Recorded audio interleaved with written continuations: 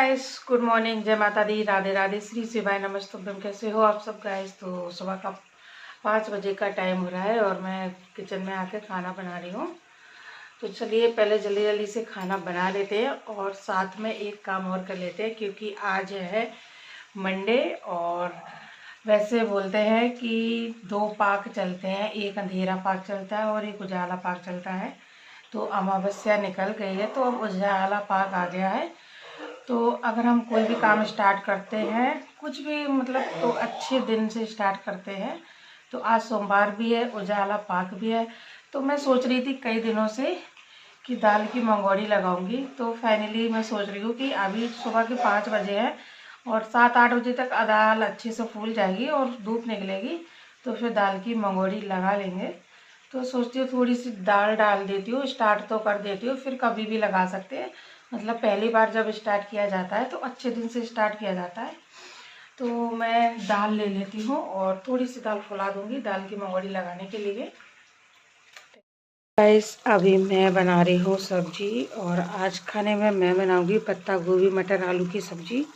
और एक तरफ मसाला बन रहा है और एक तरफ मेरी चाय भी बन रही है। ये सब्जी मैंने रात को ही काट के रख ली थी, बस आलू रह गए काटने को, आलू भी काट लेती हूँ जल्दी जल्दी।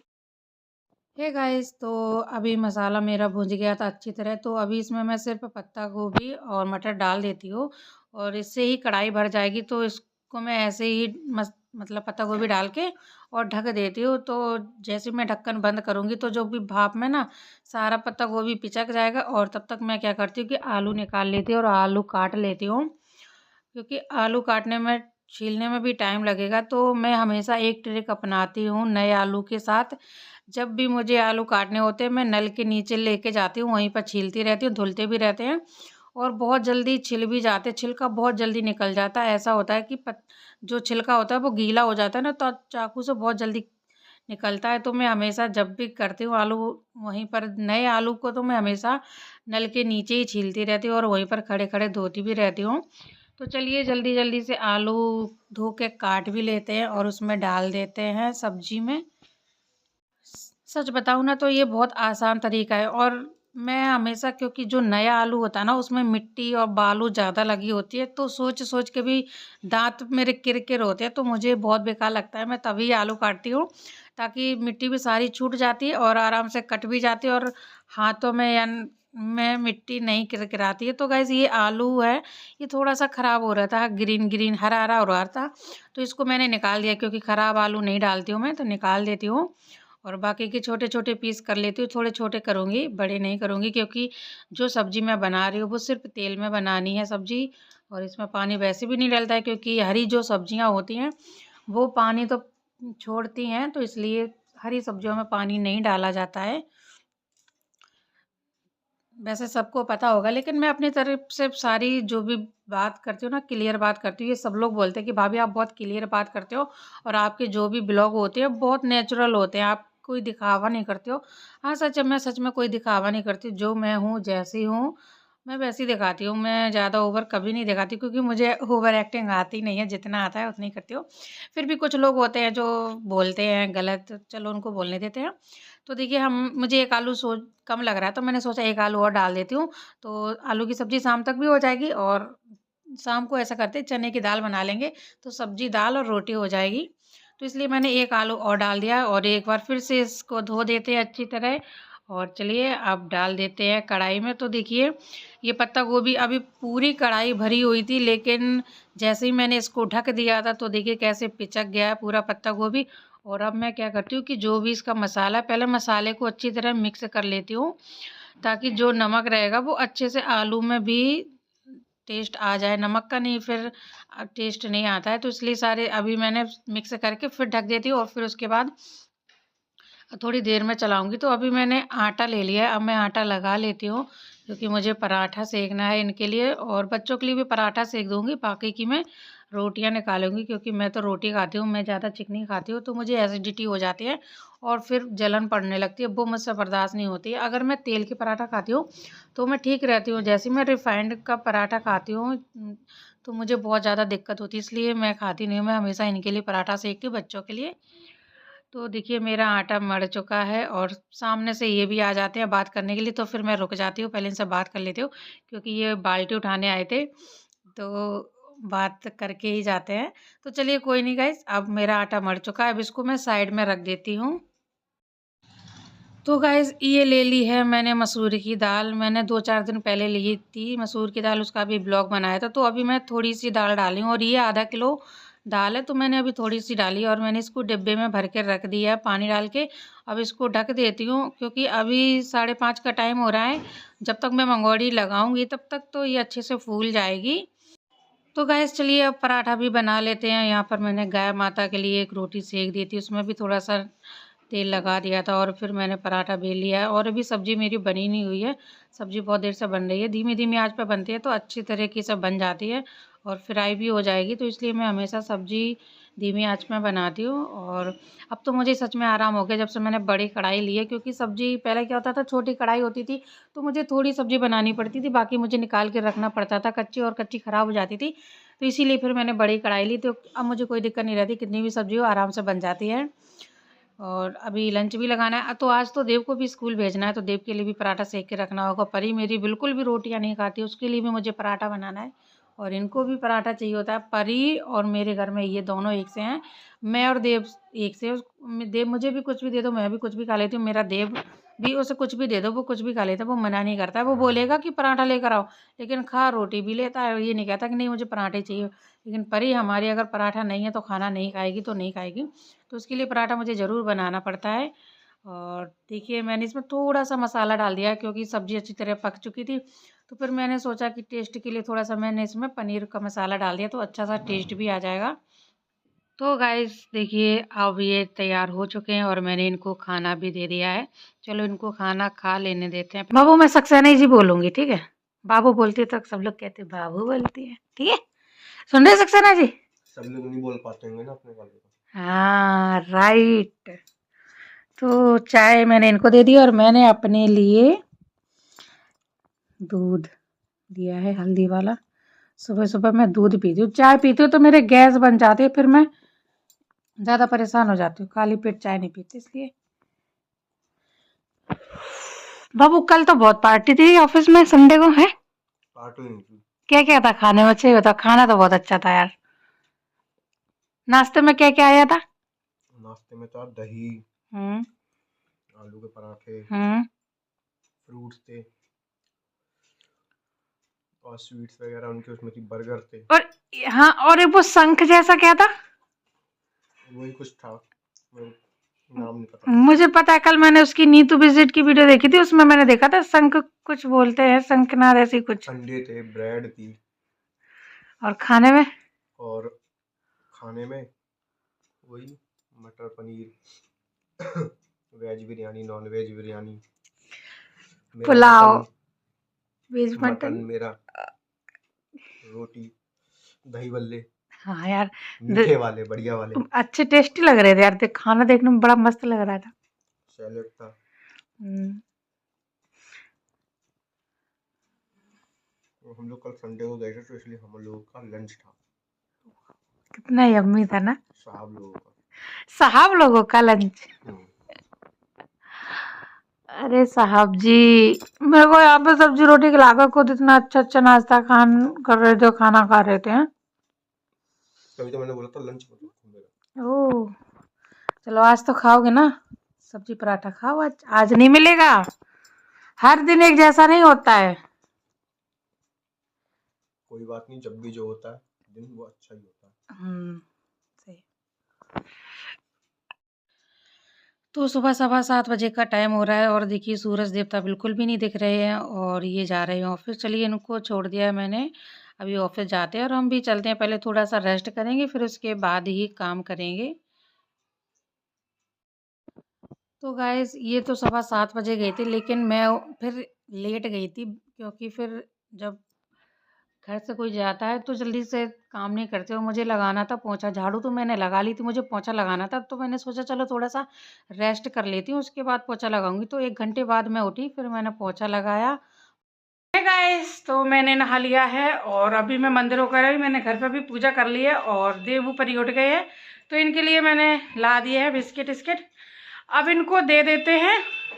पहले देव को तैयार कर देते क्योंकि देव को स्कूल जाना है, फिर उसके बाद मैं दाल पीसती हूँ और मंगोड़ी लगाते हैं। तो देवू तैयार हो गया है और देवू का मैंने बैग भी ले लिया। तो चलिए पहले देव को छोड़कर आते हैं।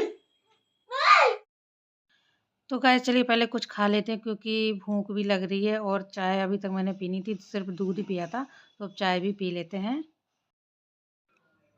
तो गाइस देव को स्कूल छोड़कर आ गई थी और अब मैं फ्री हूँ क्योंकि वो काम करने नहीं देता है। तो अभी मैंने मिक्सी लगा ली है और दाल भी अच्छी तरह से निचोड़ गई थी, इतनी ज़्यादा निचोड़ गई थी कि पीसने में भी दिक्कत हो रही थी। तो फिर पहले मैंने दाल को देखा पीस के, मैंने सोचा अगर ज़्यादा पानी डाल दूँगी तो कहीं गीली ना हो जाए, क्योंकि दाल अगर गीली हो जाएगी तो मंगोड़ी अच्छे से लग नहीं पाएंगी। तो फिर मैंने एक दो बार खोल के भी देखा तो मुझे समझ में आ रहा था कि पिस नहीं रही है, तो फिर मैंने उसमें थोड़ा सा पानी डाला और फिर उसके बाद मैंने अच्छे से दाल पीस ली थी। तो गाइस दाल देखिए कितनी अच्छी पिसी हुई है, ना गीली है और ना ही ज़्यादा टाइट है, एकदम मीडियम की पिसी हुई है। तो देखिए इसको मैंने एक तसले में निकाल लिया है और खुले बर्तन में निकाल ली है मैंने इसलिए ताकि अभी मैं इसमें हींग डालूँगी तो अच्छे से मिक्स हो जाएगी, नहीं तो फिर मिक्स भी नहीं हो पाएगी और मुझे बार-बार हाथ से निकालनी पड़ेगी। तो हमेशा बड़े बर्तन में ही दाल निकालते हूँ मैं। तो चलिए अब इसमें थोड़ी-सी हींग मिला लेते हैं और मिक्स कर लेते हैं और उसके बाद चलते हैं लगाने के लिए। छोटी-छोटी सी मंगोड़ियाँ लगाऊँगी मैं, आपको दिखाऊँगी सारी जैसे मैंने लगाया वैसे उसी तरीके से आपको पूरा क्लियर दिखाऊँगी मैं। और अभी मैं क्या कर रही हूँ, मैंने पहले मसालदानी भी ले लिए क्योंकि इसमें से मुझे लेना है हल्दी और थोड़ा-सा मैं तेल लूँगी। और हल्दी मुझे इसलिए लेनी है क्योंकि जब भी हम मंगोड़ियाँ लगाते हैं पहली-पहली बार तो शगुन के लिए जो भी मंगोड़ियाँ लगाता होगा उसे ज़रूर पता होगा। वो मैं बाद में बताती हूँ। पहले मैं बताती हूँ कि ये देखिए थालियाँ मैंने पहले से धो के रख दी थी ताकि जब मैं मंगोड़ी लगाऊँ तब तक इनका पानी निचोड़ जाएगा। और सबसे पहले मैंने तेल ले लिया है और तेल को लगाया है मैंने थाली में। जब मैं मंगोड़ी लगाऊँगी तो चिपकेगी नहीं, आसानी से हट जाएगी सूखने के बाद। नहीं तो क्या होता है वो उसमें चिपकी रहती है, आधी उसी में लगी रहती है और बीच से टूट जाती है, तो फिर वो बहुत बेकार लगती है। इसलिए मैं हमेशा तेल लगा के ही मंगोड़ी लगाती हूँ। और जो मैंने हींग डाली थी वो इसलिए मैंने इसको अच्छे से मिक्स कर लिया है। और मैंने देखिए कटोरी में थोड़ी-सी हल्दी भी ली और हल्दी मैंने क्यों ली है, सबसे पहले हम जब स्टार्ट करते हैं तो सबसे पहले हमको भौंएँ लगानी होती हैं। कोई 5 लगाता है, कोई 7 लगाता है, तो मैंने 5 ही लगाई हैं, 5 भौंएँ बैठानी होती हैं। और पता और ये मंगोड़ी मैं अभी से नहीं लगा रही हूँ, मैं ये मंगोड़ियाँ बचपन से लगा रही हूँ। तो पहले पता क्या कहते थे कि अगर आप मोटी लगाओगे तो आपकी मोटी बहू आएगी और अगर आप पतली लगाओगे तो आपकी पतली बहू आएगी। मतलब जैसे-जैसे आप मंगोड़ी नहीं सॉरी बहुएँ बिठा लोगे ना, वैसी बहुएँ मिलती हैं। सब लोग यही कहते थे छोटे से, मैंने सुना है। तो मुझसे जैसी लगाई जा रही थी, जैसी बहुएँ बिठा ली जा रही थी, मोटी, लंबी, चौड़ी वैसी मैंने बिठा दी हैं। और देखिए ये मैंने 5 बिठा ली हैं और इसमें मैं हल्दी लगा देती हूँ, शगुन की हल्दी ज़रूर लगाई जाती है। ये रीति होती है, रिवाज होता है। पुराने ज़माने के लोग जैसा करते थे बिल्कुल वैसे ही मैं करती हूँ। जैसा मैंने देखा है मायके में, मैं वैसे ही करती हूँ। तो देखिए मैंने बहुएँ लगा दी हैं और अभी मैं पानी लेने के लिए गई हूँ क्योंकि पानी भी ज़रूरी पड़ता है। क्या होता है जब हम मंगोड़ियाँ लगाते हैं तो जो भी मंगोड़ी की दाल होती है वो हाथ में चिपक जाती है, तो इसलिए हमें पानी भी चाहिए होता है। थोड़ा-थोड़ा हम बीच-बीच में पानी लगा लेते हैं, तो इससे क्या होता है जो दाल लेते हैं ना वो जल्दी से फिसल जाती है और मंगोड़ियाँ भी बहुत जल्दी-जल्दी लगती हैं। तो इसलिए हमेशा पानी का थोड़ा-सा पानी लगा के फिर दाल लेते हैं तो अच्छे से लग जाती है। और देखिए मैं पूरी थाली भर दूँगी गोल-गोल, गोल-गोल करके और बहुत ही अच्छी तरह से मैं मंगोड़ी लगा रही थी और बहुत गोल-गोल लग रही थी। और मुझे दाल देख के ये लग रहा है कि सिर्फ़ 2 थाली भर पाएगी क्योंकि छोटी-छोटी मंगोड़ी लगाई जाती है और वो चिपका कर भी रखती जा क्योंकि हम बिखेर-बिखेर के लगाएँगे तो जल्दी थाली भर जाएगी, इसलिए मैं अच्छे से लगा रही हूँ। मतलब मिला-मिला के लगा रही हूँ ताकि स्पेस भी ज़्यादा नहीं रहेगा और सोच रही हूँ 2 ही थाली में काम हो जाए क्योंकि मैंने मंगोड़ी यहाँ पर इसलिए लगाई है क्योंकि ऊपर हवा-हवा लगती, ठंडी हवा चल रही है, तो इसलिए मैंने सोचा यहाँ लगा लेते हैं और यहाँ से लगा के सीधा हम छत पे रख आएँगे। अगर 2-3 थाली हो गई तो भी मैं लेके नहीं जा पाऊँगी क्योंकि परी पकड़ नहीं पाएगी और मैं दोनों हाथ में एक-एक थाली ले लूँगी, तो इसलिए मैंने ऐसे लगाई हैं। तो गाइज़ आप आज मुझे आप लोग बताइएगा कि ऐसे मंगोड़ी कौन कौन लगाता है, कौन हमारे साइड का है। जो जो हमारे साइड का होगा उसे पता होगा कि दाल की मंगोड़ी कैसे लगाई जाती है, उसे सारे रीति रिवाज पता होंगे, तो इसलिए मैंने पूछा।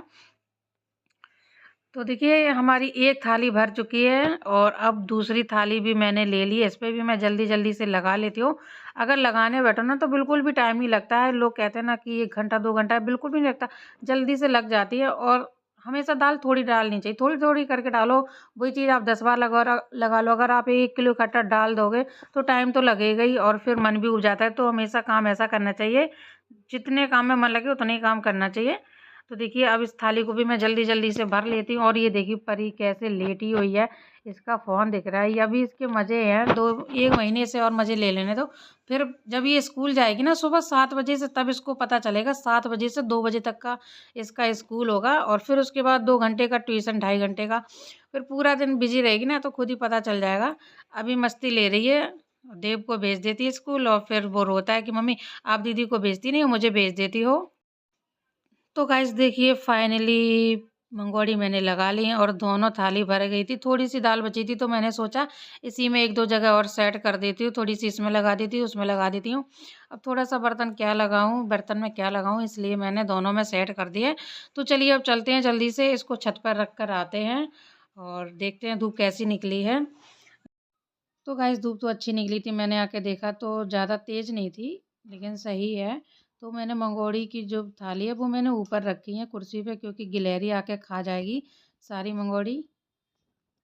गाइस तो दाल की मंगोड़ी लगा के मैं छत पर रख तो आई हूँ, क्योंकि आज बहुत हल्की धूप है। 4-5 दिन से इतनी तेज़ धूप निकल रही थी, लेकिन जैसे ही आज मैंने सुबह-सुबह मैंने दाल डाल दी तो पता चला कि धूप आ रही है, जा रही है, बादल हो रहा है। तभी चलो अच्छा है कि थोड़ी लगी भी हैं और सूख भी जाएंगी। पहले इनको सुखा लेंगे अच्छी तरह, फिर उसके बाद लगाएंगे दूसरी।